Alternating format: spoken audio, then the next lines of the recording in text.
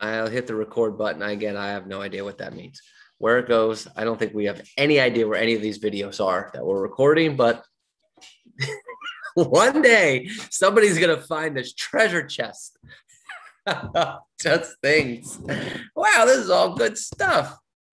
I don't know who this Robert Hertel guy is, but he had a couple decent things to say. All right, good stuff. So look, we're going to talk about a page of prospecting thoughts to build your production. Some of this stuff is repetitive, things you've heard before, time and time again. There might be one or two things that's like, oh, those are really neat. But what I did with some of these different thoughts is kind of look at it from a different angle, word it a different way to see if there was maybe one or two things that's like, okay, I didn't think about it from that perspective. It's the same thing we've done the last 2 weeks with mindset. I did this whole thing for yesterday and then last week as well of just a page of thoughts of mindset, just different ways of looking at some of this stuff. So some of these will be brand new thoughts. Some of these will be different ways of hearing it. Some of it will just be repetitive and you'll just disregard that point. That's just part of the way it goes. But hopefully there's something in here that's a good checkpoint for you to move forward. So we won't probably get through all of it today. So this might be a 2-part series as well. But let's jump into this. A page of prospecting thoughts on building production. So, and then last note here, just like all the other things we talk about, there's nothing in particular order of importance, just the way they're written down. Okay, number one, I wrote down here, all sales positions start and end with talking to people. All sales positions start and end with talking to people.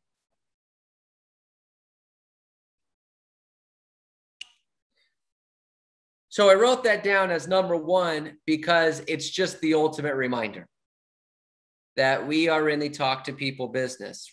But Robert, it's 2021 and there's all these great technology things out there and all this, ways of communicating with people without talking to them. I wrote down here, I don't care if it's 2021, 1921, 1821, or the year 21. Sales is a talk to people business. Just is. Okay. Give me 10 people who have no idea, have no sales experience whatsoever, don't know anything. Give me 10 people, okay? And I'll put 5 of them in the talk to people to production and 5 of them in non-talk to people activities. And I guarantee you, I would stake every dollar I have on the fact that the 5 that are in the talk to the people portion will drastically outperform the 5 that are in the non-talk to people activities. Guaranteed, even in the year 2021. Now, that doesn't mean there aren't tools technology-wise to help you and facilitate what you're doing, but it's just a great reminder of number one, all sales positions start and end with talking to people, okay? We've talked about this before. Zillow, right? This ultimate technology company, Zillow. How does Zillow get real estate agents to sign up? They call them. Hey, call them on the phone. Hey, this is Zillow. Would you like to sign up for our services? Happens all the time. Good stuff. All right, number 2, I wrote down, if you feel you can't learn or don't want to learn to talk to people, this is Mike Ferry 101. If you feel you can't learn or don't want to learn to talk to people, which is what selling real estate is, go get a job in a cemetery or a library where conversations are limited.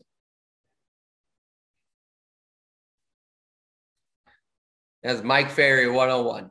If you feel you can't learn or don't want to learn to talk to people, which is what selling real estate is, go get a job in a cemetery or a library where conversations are limited. I don't like talking to people. This is not your career path. Not trying to be mean.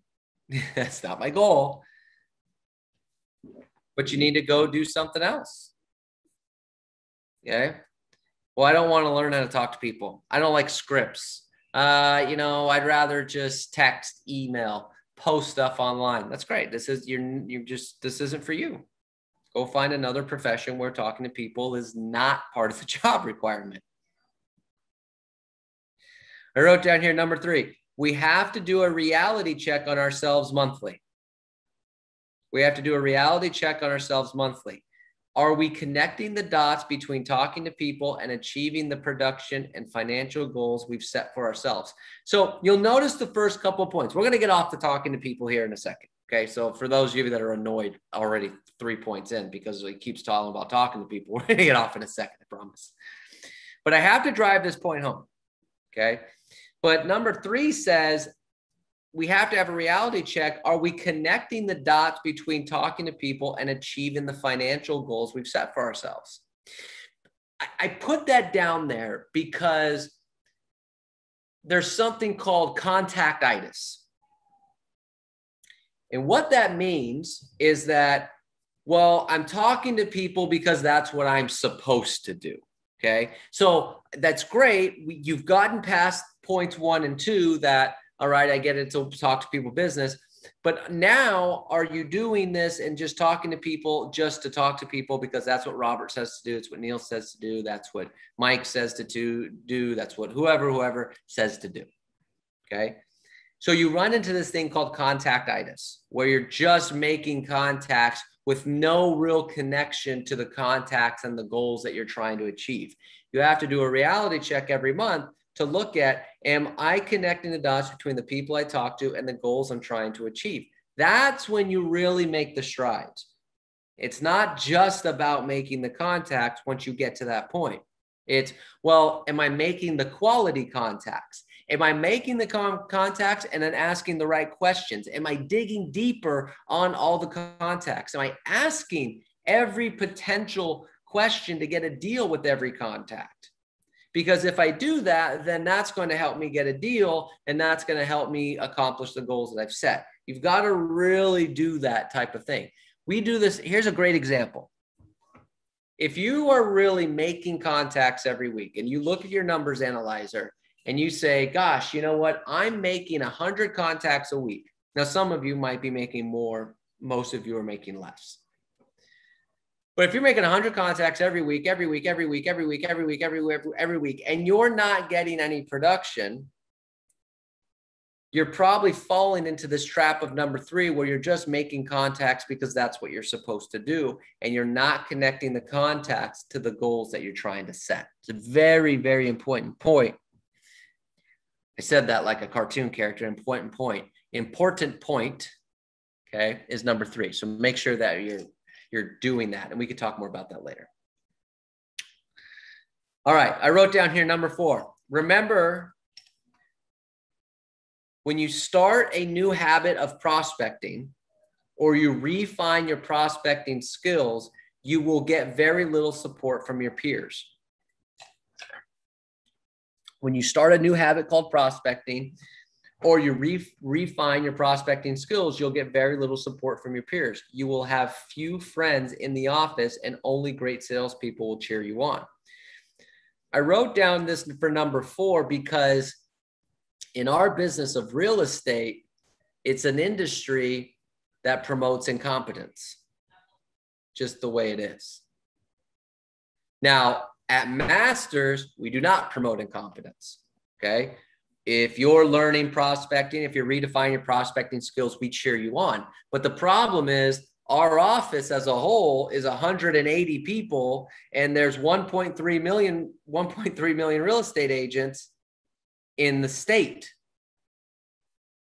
So, and 90% of them don't prospect. They think prospecting's stupid. They think scripts are stupid. They think that you're working on your presentation is stupid. That's why most real estate agents are broke. Okay. But you're not going to get the support from the real estate community that you're out there prospecting. You're working on your prospecting skills. So you have to be okay with that.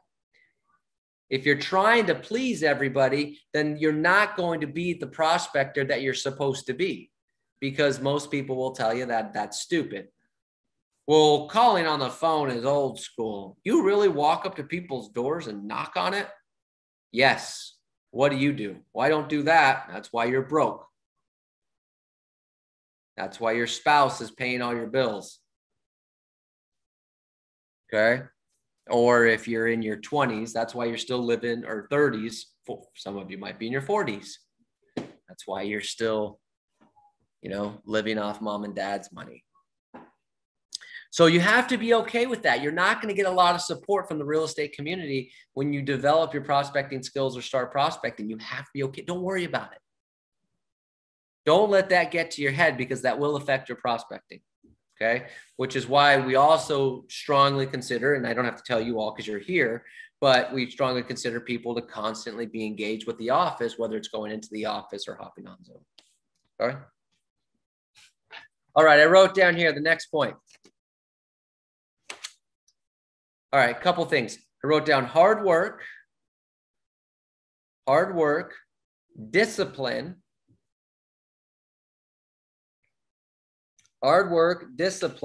commitment to your goals,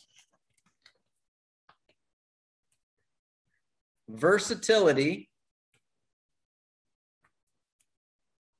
long hours, and accepting rejection are part of the process and are what prospecting is all about.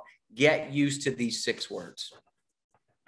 Hard work, discipline, commitment to your goals, versatility, long hours, and accepting rejection are part of the process and are what prospecting is all about. So now that we've understand what the 6 words of prospecting are all about, thank you all for sticking around, because those aren't necessarily the most magical, uplifting words in the world, are they? Okay, Robert, so tell me about this prospecting thing. Well, hard work, discipline, commitment, versatility, long hours, and accepting rejection. Why the hell would I want to do that? Well, it's a good point. But you have to get used to these 6 words. This is part of prospecting. But I wrote down here under this point, the higher the level of difficulty and the higher the level of the rejection, the higher the level of pay. So yes, it is hard work. It is requiring versatility. It is going to be long hours. It is going to be accepting rejection. But the more you do that, the more you accept that, the higher the pay is. That's why people that make outbound calls typically have a high, if you go into like a company, okay, a lead company, if you make outbound calls, you get a higher percentage commission than those that are in the inbound call department. Okay, because it's harder work. It requires more discipline. It requires more versatility, accepting rejection. It's why when you work in retail, your commission splits are not nearly as high as real estate. Because when you work at Macy's, they're coming to see you to buy a suit. Where here you have to make the calls. So I don't want you to get frustrated with the idea that, wow, long hours, rejection, all these other things. That's why you get paid so much per deal. Okay, because the person at Macy's who has people walking into the store doesn't get paid $15,000 for selling a suit. I don't care what suit it is. So you have to be okay with it. But those are the 6 words as part of the process of prospecting. I wrote down here, there's no easy way to make a lot of money. There's just not. There's just not. But if you have to get in your head that idea, because what happens if you don't, here's what happens if you don't. If you don't accept these 6 words as part of the process with prospecting, then what happens is you try it once, you make 5 contacts, you don't get any deals, and then you say, well, that doesn't work. And we run into that all the time. Well, Robert, I tried it. It didn't work. How many contacts did you make? 5. Okay. Got it.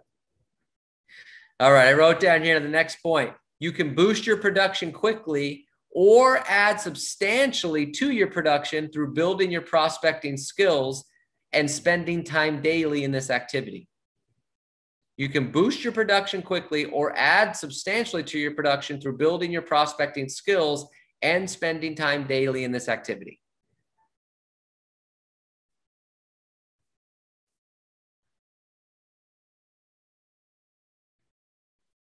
Well, gee, I guess we lost somebody, so they didn't like that point. So I guess we'll just move on to the next one. I'm not going to build my prospecting skills. You have to build your prospecting skills. So what could be prospecting skills? Okay. Prospecting skills is knowing the scripts, knowing what to say and how to say it. Prospecting skills would be knowing who to call. Prospecting skills would be getting the phone numbers to call who you need to call. Oh, see, look, we lost another one. Boy, I tell you, nobody likes this point. Nobody wants to work on their skills. It's funny. People are funny.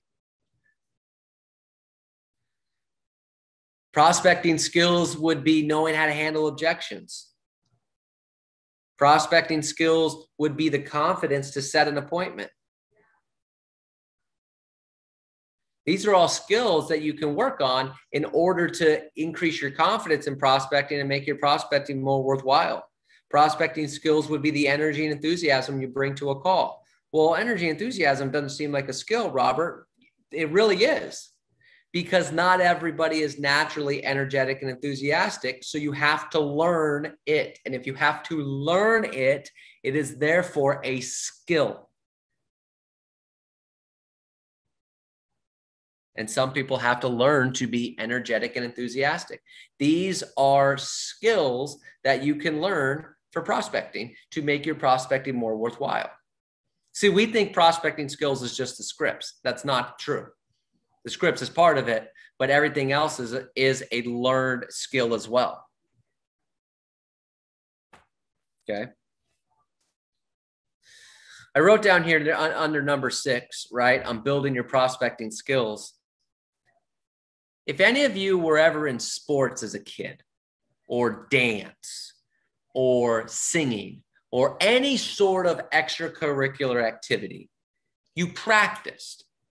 You may not have known the benefits of practice at that age, okay? You were 10 years old and you were going to softball practice, baseball practice, soccer practice. You didn't know the reason. You just went to the practice. You went to the practice and you were working and you were getting better and better to go play in the games, things like that. So I wrote down here, why did you practice to win when you were young, but you won't practice now? When you're young, you don't even know it. You don't even know that you're working on your skills. You just want to go see your friends. But that's what made you better. You did it as a kid. You could do it now. Interesting stuff. All right, I wrote down here, there are 5 activities, next point. There are 5 activities that lead to productivity in real estate. There are 5 activities that lead to productivity in real estate. I wrote down here, A, setting a productive schedule. B, lead generation.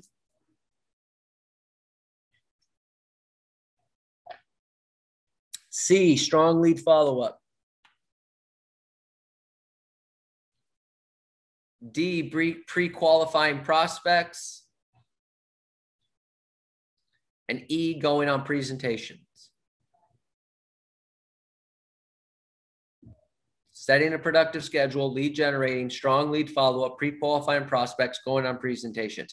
Because you see, this is all part of the prospecting routine. What do you mean? I'm so glad you asked. If you don't have a schedule, a productive schedule, you will not prospect. Why? Prospecting sucks.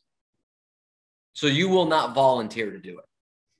That's not a shot at you. That's every single one of us, because prospecting is awful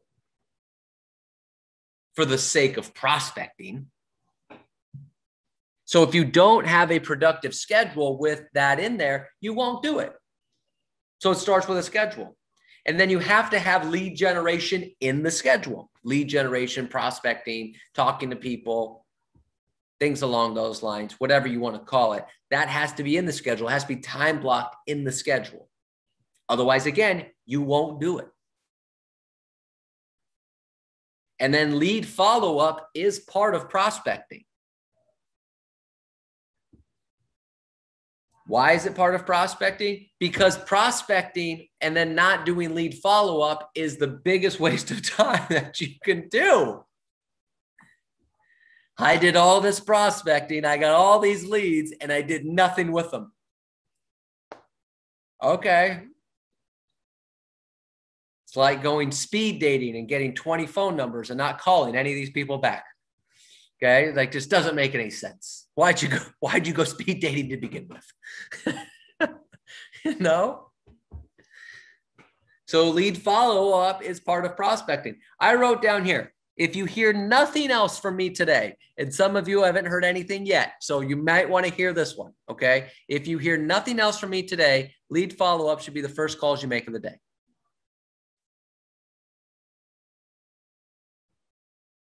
Lead follow-up should be the first calls you make of the day.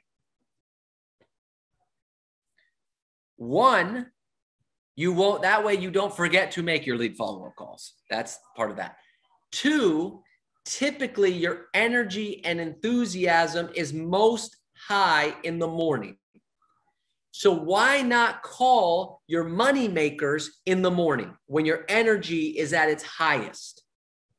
And your leads are your money makers. As Neil says, prospecting is lead generation. Lead follow-up is appointment setting. Well, I have the leads. When I'm at my highest energy, that's when I'm going to call them so I can get the appointments.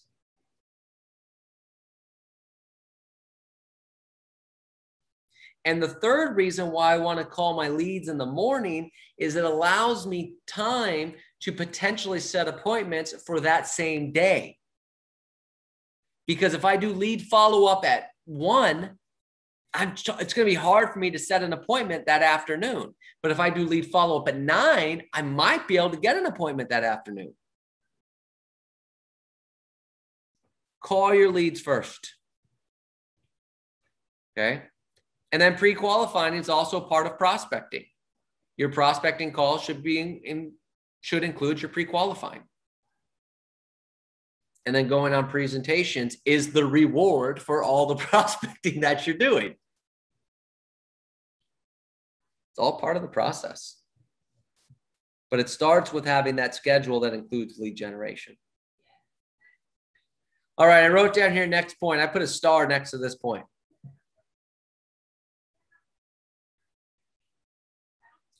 All right, I put a star next to point. It says, set your ego to the side. Set your ego to the side. Address your fears. Eliminate your stories and excuses. And ask yourself this question. So I'm going to read that again. Set your ego to the side. Address your fears. Eliminate your stories and excuses. And ask yourself this question. If I'm not going to be involved in some type of lead generation, how am I going to do X number of deals in the next 12 months?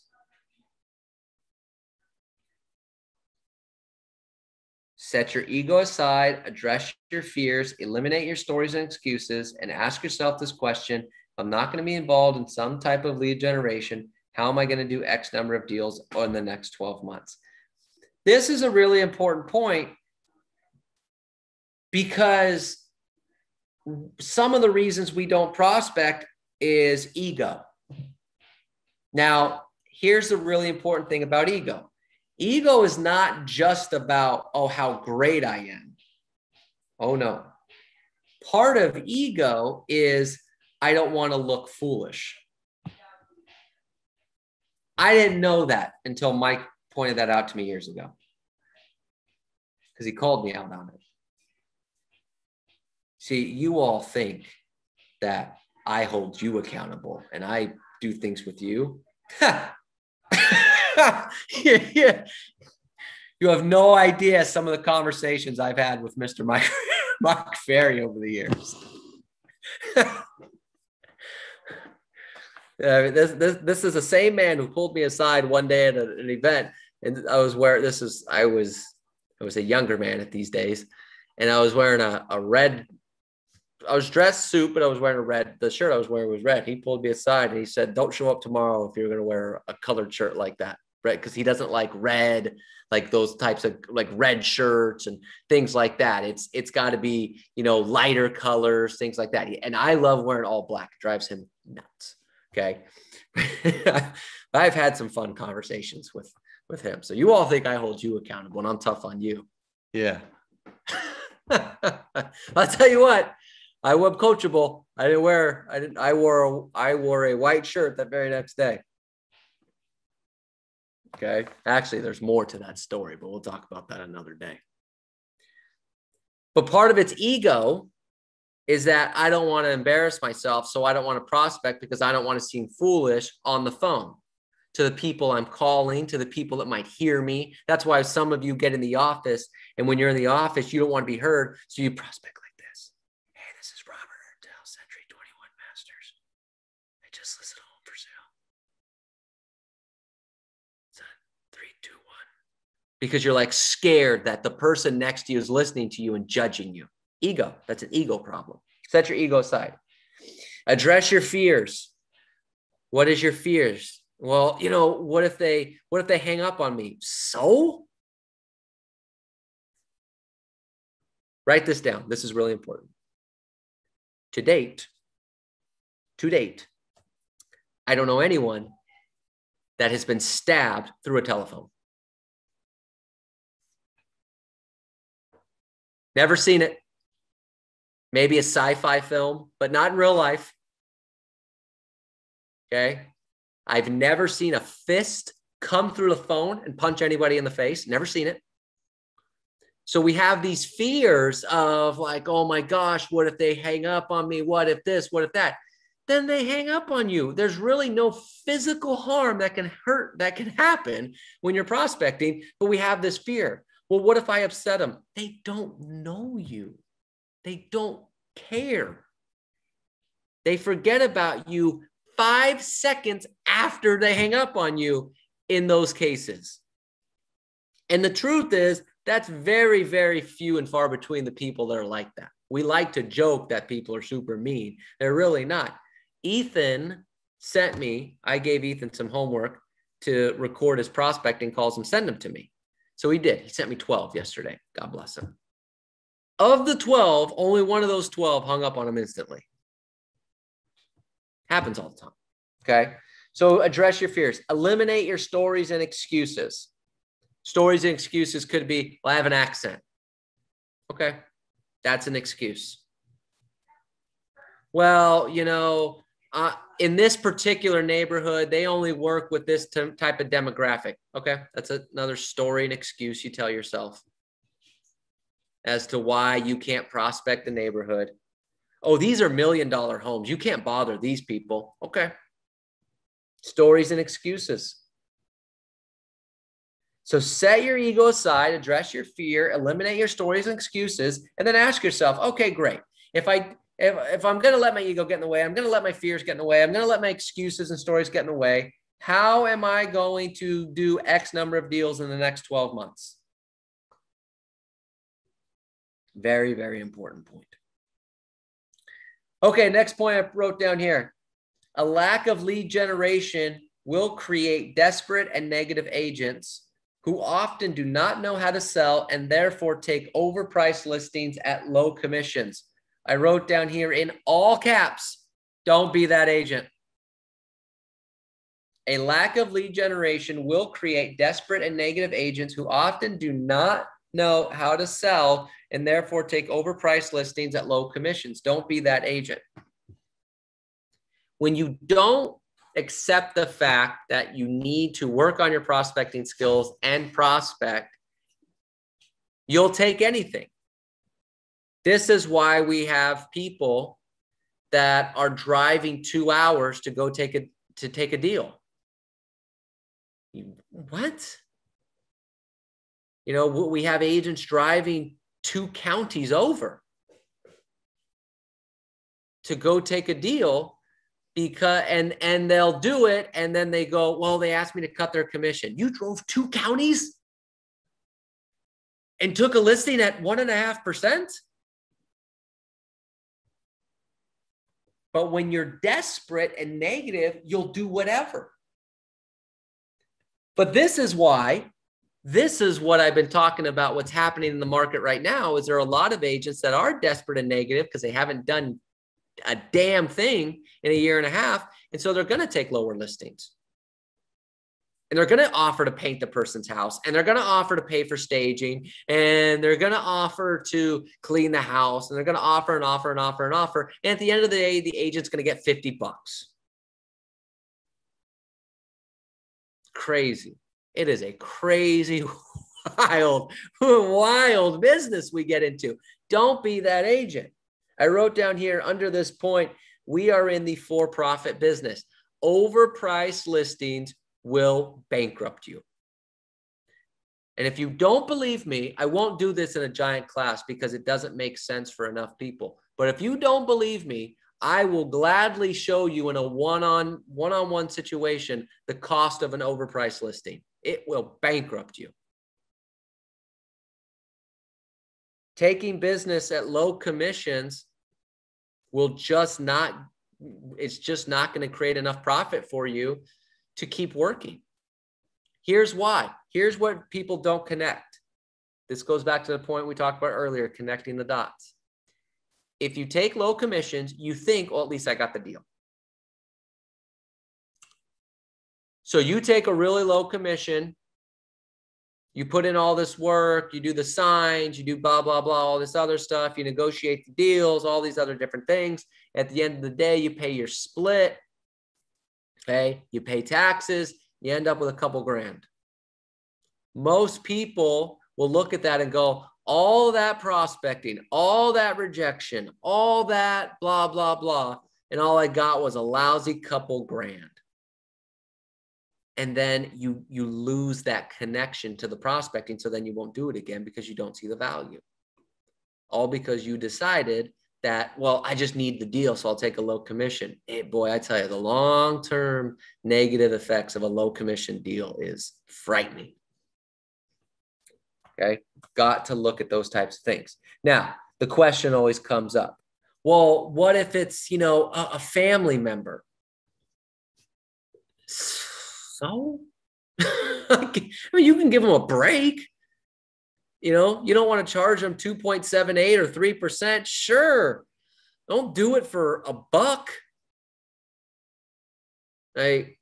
Because now it's costing you money. Now you're not even doing them a favor. It's costing you money. The only time taking a low commission percentage makes sense is if you're doing like a $10 million listing. Yeah. I got a $10 million listing at 1%. Fine. That's sold. Get the listing. Interesting stuff. All right, I wrote down here, next point. When drama and emotion enter the prospecting picture, production-based activities often come to a complete halt. When drama and emotion enter the prospecting picture, production-based activities often come to a complete halt.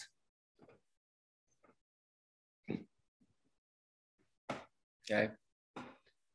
When every deal, when every day becomes dramatic and emotional, you'll stop. You can't make everything dramatic and emotional. Oh, 20 contacts. I didn't get any leads. Oh, this person hung up on me. This. Oh, they want to sell, but it's, I mean, they want this price. I got to leave, but it's a buyer. When everything's dramatic and emotional, you'll stop. You won't do it anymore. Just human nature. So I wrote down here, you can't avoid life's ups and downs. So don't let the drama get to you. It's part of the gig. It's part of the gig. Are you going to set an appointment every day? No. Would you like to? Yeah. But are there days when you're going to set 2 appointments? Yeah. Are there weeks that you're going to make 150 contacts and you're not going to have anything to show for it? Yeah. Yeah. But are there weeks when you're going to make 50 contacts and you're going to have like 6 or 7 really good leads and a couple appointments? Yeah.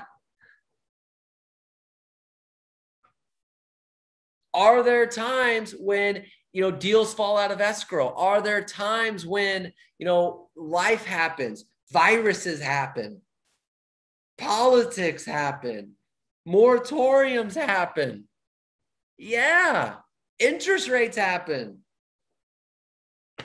And sometimes it works to our benefit and sometimes it works against us. Some people, recently we're working with some investors who are like, great, July 1st, I'm going to be able to evict my tenants. Let's put the house on the market July 2nd. Got all these leads, boom, boom, boom, boom. They extend the moratorium to September. Now, all of a sudden, I don't have these leads anymore because I can't evict my tenants. No one's going to buy it unless I put it at a massive discount. But if you get, oh my gosh, I had all this and the drama, blah, blah, blah, you're going to lose it. And then you're going to stop. Don't worry about it. We'll find new people.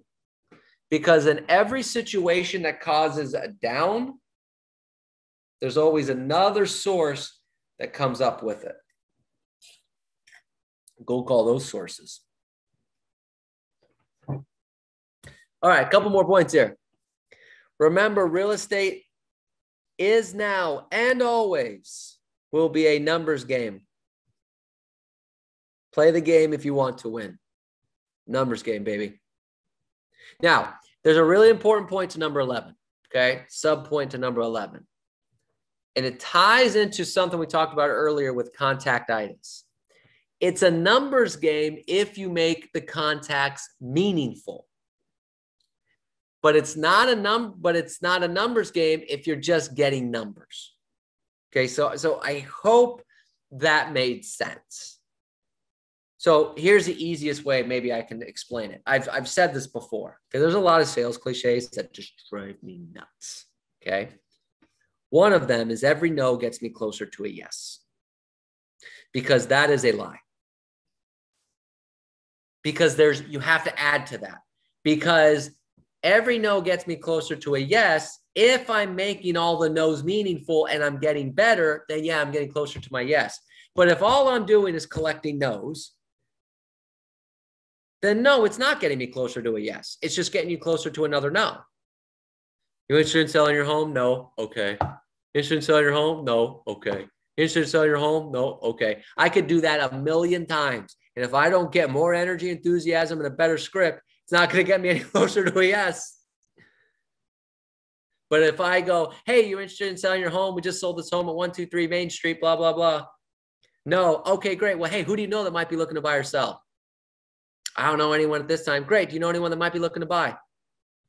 No, I don't know anyone who's looking to buy. Great. Do you mind if I add you to my database, keep you updated of what's going on in the market every couple months? Sure, no problem. If I'm doing that, if I'm making every contact meaningful, then every no gets me closer to a yes, because then it's a numbers game. Okay.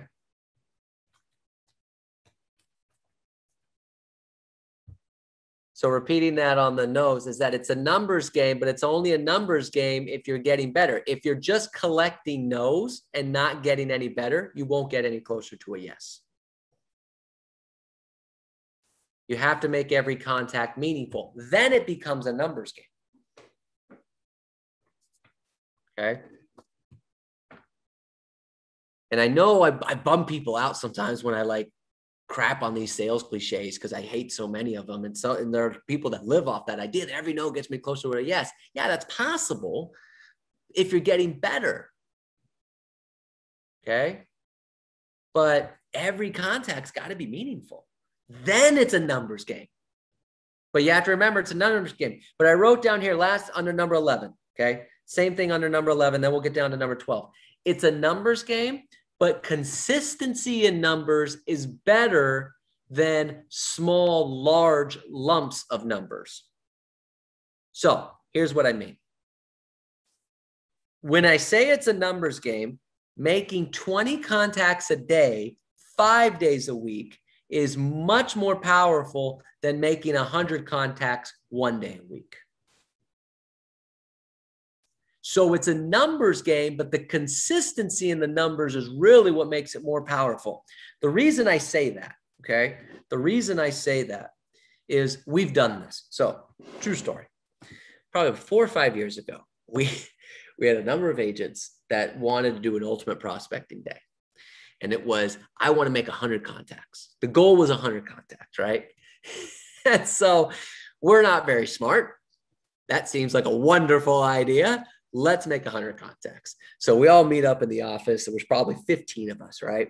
And we get there at 8 o'clock. It was 8 o'clock, 7:30. We're going to do a little role play with each other. 8 o'clock, little rah-rah. Boom, 8 o'clock, we're on the phone. And you couldn't leave the office until you got to 100 contacts, which means you might be there until 7 or 8 o'clock at night. That was the commitment we made to each other. Mind you, none of us had ever made 100 contacts in a day. Not even close. But we did it. So we go to the office and we're sitting there and we're making the contacts, we're making the contacts, we're making the contacts, we're making the contacts. So a couple things happened. Every single person there, by the time they got to 50, was exhausted, which means the last 50 contacts that everybody was making was subpar. So it wasn't 100 quality contacts. It was probably 50. And I'll bet for some of the people, it started even less than 50, maybe after they got to 40, that were powerful contacts. And then the next 50 were not wasted per se, but boy, certainly not the level they needed to be. So you really only ended the day with 50 great contacts. Whereas if you did 20 contacts a day, you end the day with you end the week with 100 great contacts. The other downside of this situation was that making 100 contacts was so exhausting and so time consuming because it took us all day that the next day, nobody went to work. It's exhausting. So 8 o'clock came around to role play. There was nobody like, no, man, I didn't get done prospecting until 8 o'clock last night. My voice is hoarse. I'm frustrated. No. So you then miss the next day. So the consistency isn't there. The momentum's not there. So while I do think everyone should do an ultimate prospecting day at least once a month, maybe once a week where you're getting 40, 50, maybe you can push to 60 if you've gotten to 40 or 50 before. But the point is the numbers game, it's the consistency of the numbers that's really the important thing. Here, and I'll leave you with one more example on this, okay? That has nothing to do with prospecting, but just an idea of how you can connect this. I've shared the story before, so some of you have heard this. Years ago, I was at a seminar, and it was a marketing seminar. They had salespeople, real estate people, marketing people, all these other different things. One of the people that was there years ago was the editor of the LA Times. And he was talking about marketing in the LA Times and things like that. And he said, they did all the research, that if you do a 1/8 of a page, black and white ad 3 days a week, you will get a higher return on your investment as compared to a full page color ad 1 day a week. So an 1/8 page black and white 3 days a week was a higher return on investment than a full page color ad 1 day a week because of the consistency of the ad running. It's the same thing with the numbers. The consistency of doing it every day is better than the big lump sum one day and saying, oh, I got my prospecting in for the week. So just something to consider. Something to consider. Okay, one more point and then we'll wrap up for the day and then we'll go finish this next week. All right, so I wrote down here, are you working on branding yourself in hopes that the public will recognize and call you? If yes, what is the cost of your branding campaign? Are you doing this to avoid prospecting? So I want to wrap up with this one, okay? Are you working on branding yourself in hopes that the public will recognize and call you? If yes, what is the cost of your branding campaign? Are you doing this to avoid prospecting? So I bring this up because this kind of goes into what I talked about earlier, right? It's a talk to people business, but there's other technology tools that can help you. There's websites, there's social media, there's digital marketing, there's print marketing, there's a variety of different things. All of this stuff can help. So, but the question you have to ask yourself is, are you doing these things in hopes that, oh, I'm going to brand myself so people will see me and they'll call me and I'll get inbound calls? Or are you doing this to avoid prospecting? So you have to really look at your businesses. Are you doing all this stuff to avoid prospecting, or is this all part of the prospecting campaign? I do strongly believe that doing all these things on top of talking to people and prospecting is a really great combination that can help you make a lot of money. But some people look at it in a different way. I'm doing branding campaigns to brand myself, and so that way I don't have to prospect. Well, what's the cost of that? Give you an example, postcards. We have people that send out thousands of postcards every month in order to brand themselves to a community. Okay, that's great. How much is that costing you? If you're spending, let's say a postcard for print, mail, and postage, all that's a dollar. A postcard might be more, might be less. I don't know. Let's say it's $1 and you're sending out a couple thousand a month. That's a couple $1,000 a month. That's real money. So what's the cost of this and what's the return if you're not doing anything else on top of it? You're running a lot of online ads. What's the cost of that? Now you can do online ads, not cost very much money, but you still have to run a profit and loss statement. But if you're sending the postcards to a community and then you're also calling the community or door knocking the community, oh, now I got a lot of touches going on. Now I'm really branding myself in the community. This is why most people suck at farming. I have a farm. Okay, what are you going to do? I'm going to mail them a postcard once a month. That's it? Yeah, okay. Sorry, good luck.